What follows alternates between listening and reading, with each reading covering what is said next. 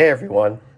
So the last video I made, I brought up my favorite movies that come from a studio. And I'm not sure a lot of you really found that the best idea since, yeah, there's not really much you can rate for them based on the studio. But I had fun looking at kind of what studios made what movies, so I'm going to do it again. Only this time, well, I said last time I would try to do this for every studio.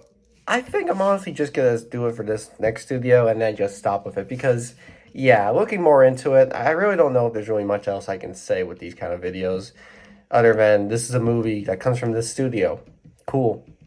Cool acknowledgement. I just thought it'd be fun to do. And truth be told, it sort of was at the time. But after doing that video, I kind of got a little bored of it. So I'm going to go ahead and do another one, just one more. And then I'll go back to actually rating things for what the list is for. Anyway, for this studio is Sony.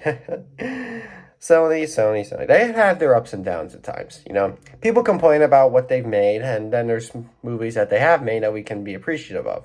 So today I'm going to go ahead and do a top 10 list of the movies that Sony, or supposedly just Columbia Pictures, the studio that Sony kind of operates the most with, have made. I'll just look at, you know, some of the fun things that these movies have, how good they are, sort of what I like about them, and, you know, maybe try to bring up a little bit towards how Sony falls into them. Maybe. I don't know. Honestly, I don't know why I'm doing this anyway. I probably should have realized after that last one that this is enough, but I just want to get one more out of the way, so let's do it. So here's a movie I talked about already not too long ago called In the Line of Fire. I brought up how well done the movie is in terms of kind of showing off a fun new take for sort of our government system and sort of the scares that people can have. The movie, if you don't remember what I said, is about this guy played by Clint Eastwood who remembers the JFK assassination and is so desperate to make sure that doesn't happen again that when he notices suspicions towards another presidential talk, wherever it is, he wants to really try to keep the government working as good as possible so nothing like that happens. Want to make sure that no one tries to shoot them, and hopefully make sure no one gets hit in the ear. That's not something to joke about, I know, but In the Line of Fire is it's a nice movie, okay? It aged pretty well, yeah, and it definitely is fun to kind of see how serious the most serious of people can get. I just think that seeing this guy be so concerning is a lot of fun. I'm usually used to him kind of being like, I don't give a shit, I'm gonna kill you anyway. But in this movie, he acts like that, but also at the same time is able to throw in a personality. Like, I'm actually able to follow him. And that's some of the best things you can get with these characters. Seeing them have such a dark attitude, being like, oh, I hate everybody. And just not care, just want to kill whenever, just for fun, like some of his other characters. But here, he has that, but at the same time, has a purpose to it. Like, he actually has a caring heart. I think that's what makes Clint Eastwood such a great actor, how he can make such the toughest of people actually look serious and someone to relate to. So yeah, you know, Clint Eastwood's just great at that, and this movie proves it. Alright, now some silliness. Yes, Superbad. This is definitely one of those comedies that every person my age knows and loves. It's one of the most beloved 2000s comedies out there, and I think I can definitely see why. I think just all the fun comes in this movie comes from how over the top every character is. Whether it's someone who likes to curse 24/7 like Jonah Hill, someone who likes to act awkward and be ridiculous 24/7 like Michael Cera, or someone who just wants to act young, silly, and be a big highlight for the movie like Christopher Mintz-Please. I mean, everyone just calls him McLovin in the movie. I mean, everyone who's watched this movie calls these characters by their name. Like, Christopher Mintz-Please, I don't know, it's a tough actor name, so we can just call him by the character he plays in the movie, McLovin. Funny thing is, that's not even his name in the movie. That's kind of the whole joke, yet it's such an iconic little moment that everyone just calls not only the character, but the actor McLovin. So yeah, might as well just change his name to that. It's simple and funny. The whole movie is just funny nonsense, you know? It's the simple things. It's a lot of swearing, a lot of inappropriate stuff. Yeah, it works so well because of how it's all played out. Like, some of the inappropriate stuff is played out in a funny way. And there's also some other funny bits that don't try to be too inappropriate. They're just funny little bits. It's like one of those ridiculous kind of teen comedies out there. So yeah, out of all the teen comedies that existed, I think this might actually be the funniest. Not the best, but definitely the funniest. So, Steven Spielberg, man, he's definitely got a long way with his films. Close Encounters of the Third Kind is one of those great movies that he definitely did a lot to.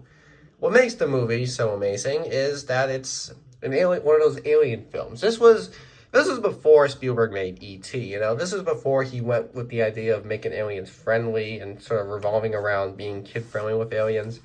This movie does take a more mature turn. At the same time, though, it ends really nicely. The whole movie revolves around a bunch of kids and other people getting abducted by aliens. So the whole film revolves around sort of detecting where the aliens are, when they'll strike again, and who their next target will be, whatever they'll do. Till they all eventually create this big area for the alien ship to land. And we see that all of them were brought back, and that these aliens weren't doing anything bad, hopefully. I guess they were just trying to see what they're like, you know? Maybe, hopefully they probe them. I don't want to think too badly of this movie. I just love how uniquely styled it is. It's not too similar to something like E.T. where, yeah, it's just friendly alien. No, this actually does something unique. And I think both movies work great in their own way because they both kind of show a different side of the alien. Like E.T. shows that, you know, aliens have their ways with each other and they sort of can still interact similarly to humans. Well, this movie shows that even if aliens are a bizarre creature that we don't really see much of look to similarities and are probably too much for us, there's a good chance that they're not going to be an automatic threat. Now, I'm not saying we should take those movies for advantage, and if aliens do actually exist, when they come to us, we should just be like, hey, you're like E.T., let's hug. No, but we should definitely keep an open mind and not take immediate precautions. That's kind of the thing is, if aliens do exist, we don't need to take immediate precautions. Like, we don't need to right away open fire or right away get friendly. No, we just gotta see what they do first, and then we can talk. So that's kind of what this movie does, you know? It shows a good example. It shows that, you know, if aliens do come to Earth, we gotta get and see what they do before we do anything drastic. Because if we do anything drastic, then that's when they're gonna get on our bad side. They're going to act rough, and we're going to be like, I knew they act like that. And I'll just be like, well, no shit, they're acting like that. Why do you think? Anyway, yeah. Close Encounters is a great alien film, and I think Steven Spielberg is the best person to make these kind of alien movies. I mean, there's a lot of great ones out there, some maybe more better than others, but I recommend this one to all those alien film lovers. It's just so much worth to it. Oh, I feel up, Jerry. I screwed up big time. I got married, and I got divorced, now I have a kid to deal with. Ooh. That was a terrible impression. Kramer versus Kramer, not the Kramer I was thinking of. I gotta work on that impression. I shouldn't have tried. Anyway, this film focuses on sort of a really mature and kind of overly mature topic for me for when I watched this film. Gotta open a window, it's hot in here. This film revolves around Dustin Hoffman playing a father who had to get divorced from his wife. And now he's in charge of looking after the kid, and supposedly that doesn't work out too well because the kid's over too much for him. Whether it's him missing mom, him just acting unpredictable, that's what the movie does. It focuses on sort of the problems that you can have when you get divorced. With one of the big problems being that if you have a kid, there's going to be chances that it's going to be harder to take care of the kid because he's used to just having two parents with him. But since he now only has one parent, it's going to be hard for you to just look after him by yourself. And that's a very important thing to learn because this movie does show how you can deal with it, how something like this will happen if you get divorced and you have a kid. There is a chance you're probably going to be the one who has to look after the kid. But, you know, the movie shows kind of what there is to it, you know? Like, it doesn't just show 24/7 this is a problem. It does proceed to kind of give more of a good connection with them. And shows you more that it's not going to be fun at first, but you will eventually need to grow into it, and you can grow into it. You can work well raising a kid by your own. It's not going to be easy steps. Like, you're obviously going to struggle with it at first, but as time goes by, as the kid realizes more who he's only going to be with, living with, and yeah, that's what it is. So this movie does show that really well.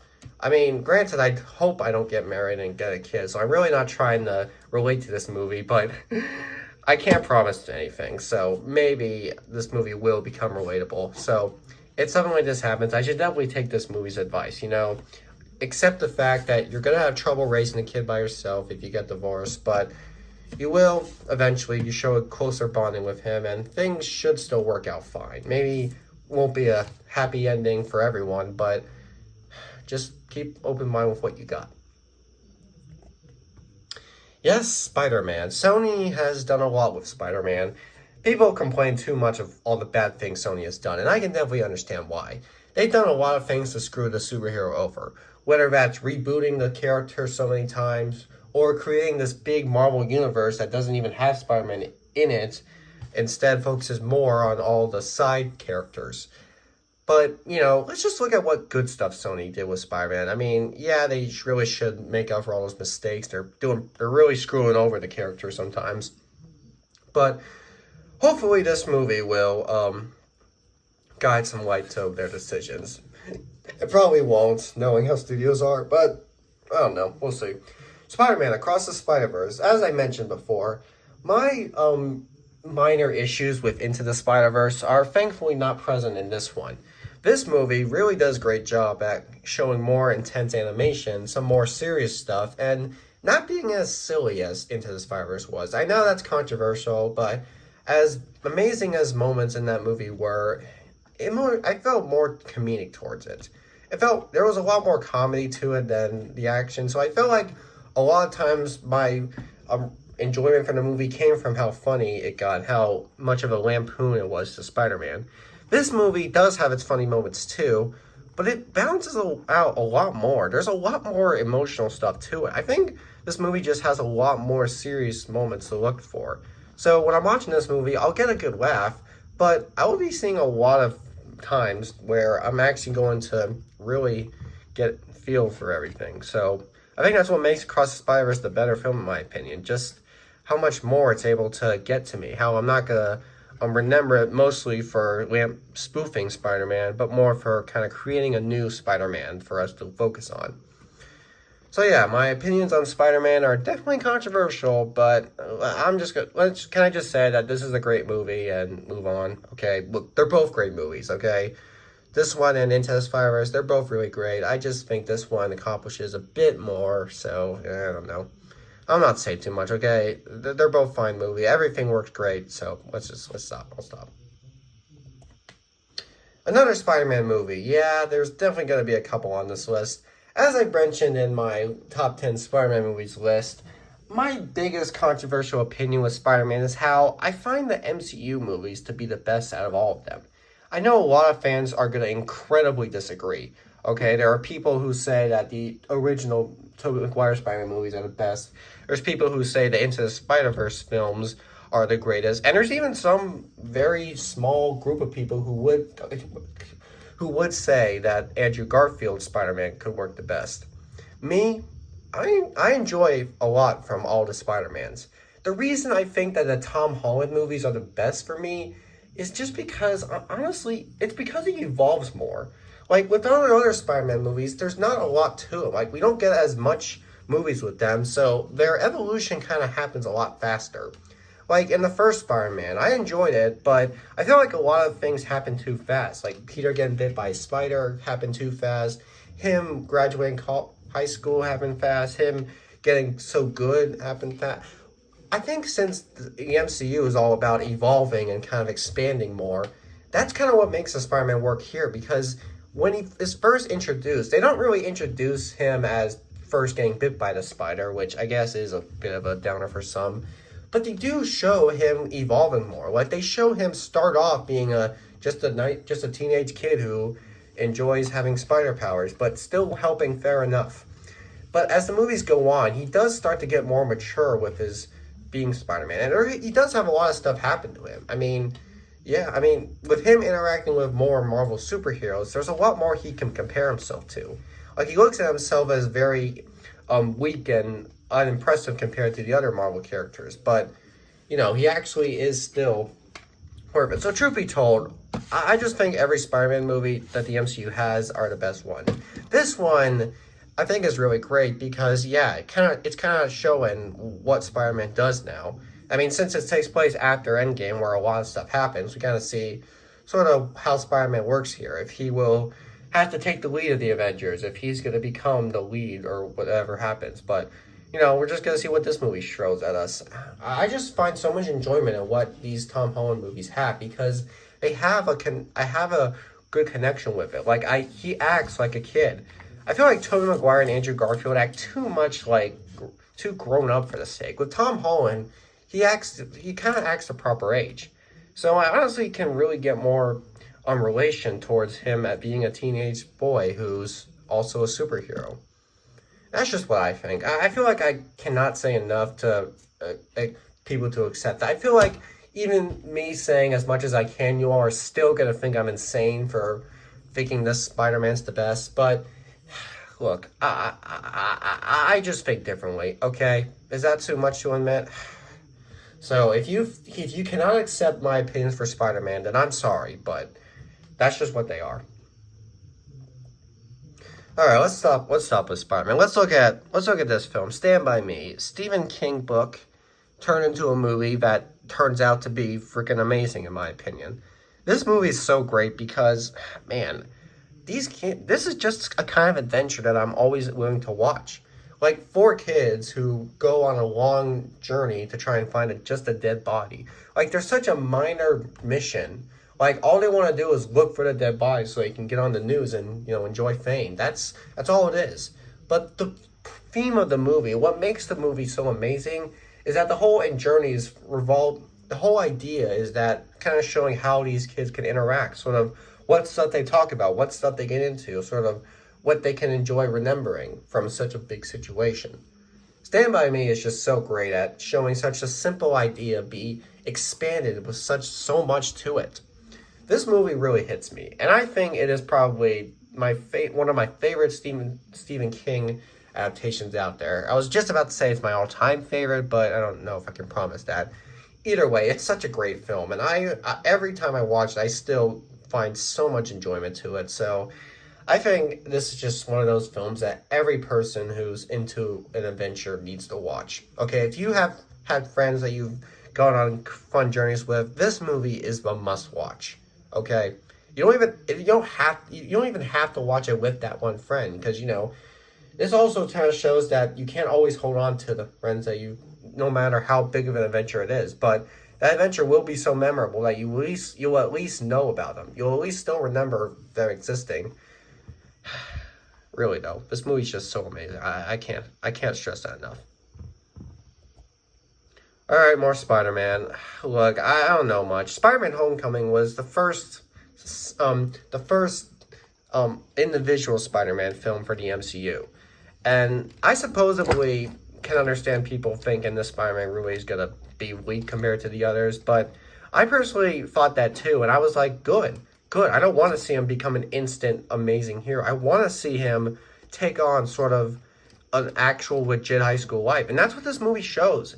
It's like a teen film where the main character is a superhero, and that's what Spider-Man's supposed to be.